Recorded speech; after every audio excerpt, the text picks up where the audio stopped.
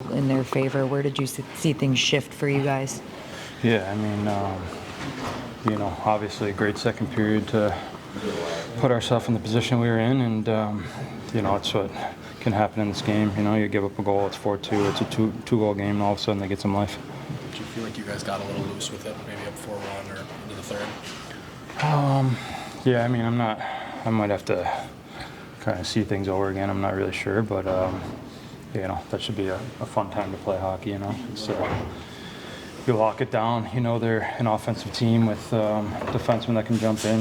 You do your job defensively, and you're going to end up getting odd man rushes the other way. So maybe we had a couple of those, but didn't make the most of them. Todd has talked about needing to respond faster when things start going awry. Do you think that was a situation like that tonight? Yeah, for sure. I mean, obviously you have a chance 4-3 on the power play to put the game out of reach, and we gave up a shorthanded goal. Those are just things that are, unacceptable that we have to learn. So, it hurts in the moment, but hopefully we can learn from it. You've been on a lot of good teams in your career. Are there things that this team still needs to learn about how to put these games away? Yeah, it seems to be a struggle for us. So, like I said, that should be the best time to play hockey. You just shut it down, and you do your job defensively, and try to give them nothing, and you're going to get your chances the other way. Okay. Thanks, Karen. Just your immediate reaction to that one. How do you describe where you guys went wrong? I mean, it's just, we have 4-1 lead with not a lot to go in the second period, and let them in with the 4-2 goal, and then, not good enough in the third. So, not good enough by our standards, anywhere near it.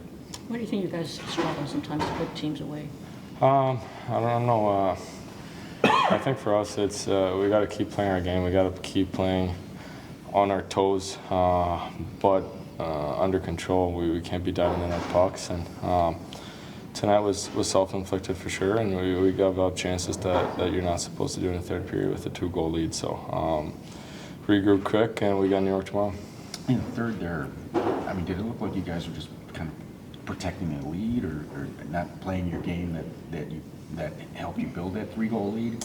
Both yes and no. I mean, obviously, I think it kind of becomes natural that you might not play the exact same way, but maybe we sat back a little too much. I know it's tough to say right after without looking at it, but I think for us, we're a really good team. We're going to be in the lead a lot of times, and we got to learn how to deal with it and be able to close games out. What kind of things are being said on the bench when the lead is disappearing there in the third period? I mean, you just try to stay poised. You try to, keep reminding us that we have to stick to our game. We have to play our game. We can't sit back and let them come at us. We gotta go after them. So, you try you go into the third period with mentality to win a hockey game, right? You want to protect that lead, but we got to do it in a smart and mature way, and did not do that tonight. Losing Simon in the third, how did that impact things? Yeah, I mean, obviously Simon's a good player and, big in our team, so never fun losing a player. Thanks.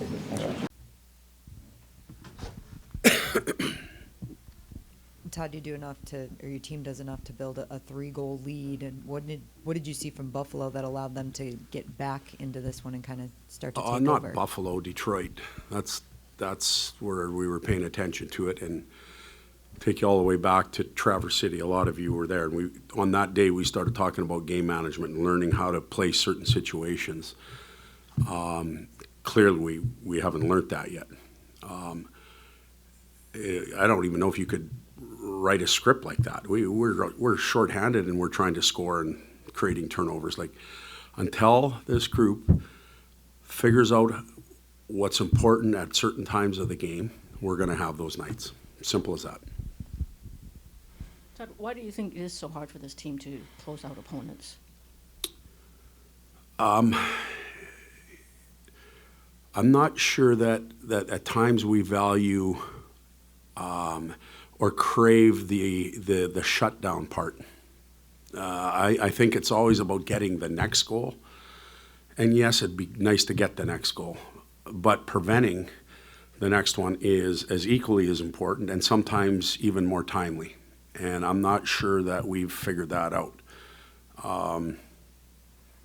Yeah, And what's the status on Simon? he's fine.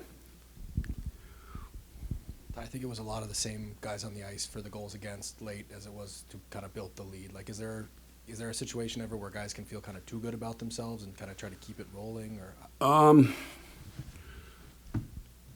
Well, maybe they feel good about their game and they start to get cute. I don't know if that was the case. The power play early, I thought was direct. I thought it was effective. I thought it created chaos for the other team off shots and gathering, and all of a sudden things open up for us. I thought our power play late was upside down again. We're looking for plays, so we got to get back to that. And giving up a shorty is, when the momentum's starting to swing their way, that's a Bermuda Triangle death trap, I guess, if you want to call it that, but not very productive. you've used the phrase, it's between the ears, multiple times dating back from training camp. Is it just an issue of needing just a stronger mental fortitude to try to close these style of games out? I guess that would come into play.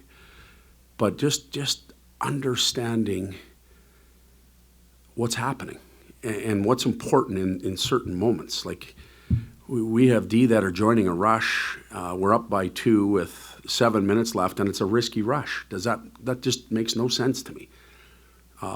We have penalty killers that, we're throwing pucks back towards our end, hoping to get a shot on goal in their end and turning it over for a breakaway. Simon was on the ice tonight, and he let Cat take their 50-goal scorer who's 6'7" instead of him coming to play him. Like, I don't know what happens sometimes, but those are all game management situations. It was 1 versus 2. So is that mental between the ears? Probably. But until we value it and we figure it out, I'll be talking about this again. And then how would you rate Gibby's performance tonight? Thought Gibby was very good.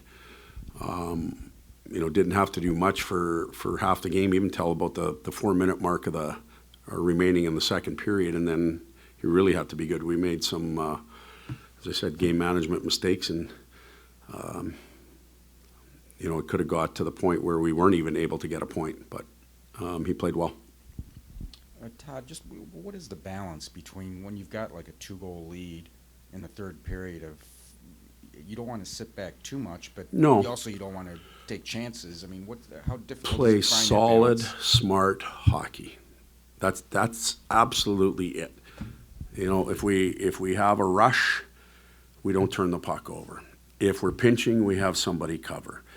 If we're 2 feet from the line and it's a loose puck, let's work hard just to gain the line. We don't have to make a play. Just gain the line and live another day. So that's just solid, smart, situational hockey. Todd, when Buffalo got that second goal, could you sense then that your team was going to play or was playing a little bit differently, or did you sense it even before then? No, I didn't sense before that. You take that second goal, for example, we iced the puck right before. And we can make a simple play. I think it was Casper to Finney, can make a simple play, but he elevates the puck. It doesn't need to be elevated. It could have stayed on the ice. It could have been a nice bank pass right to Finney. Now we don't have an icing. We get a change and get fresh people out. So we had some tired people. We didn't have the center on the ice that we really wanted to. We lost the draw and it's in our net. Now you could feel the momentum, but not prior.